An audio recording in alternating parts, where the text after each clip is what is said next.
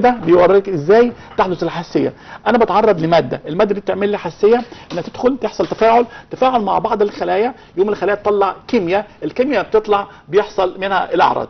مهم قوي كمان ان احنا نفس الخلايا دي موجوده في المخ، يعني معنى كده في ناس ممكن تاكل الاكله يجي لها ورم في ايديها او ورم في شفايفها، وممكن يجي له ورم في مخه.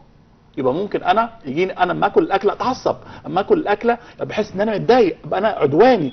بالاطفال بقى الصغيرين، في بعض الاطفال دكتور في ناس، معلش بدون مقاطعه كلام حضرتك، في اطفال، في ناس بيجي لها صداع فظيع جدا لما بياكلوا نوع معين من الاكل. ايوه صح. ده برضه بيندرج تحت الحساسيه؟ وارد من ضمن اشياء من ضمنها الحساسيات.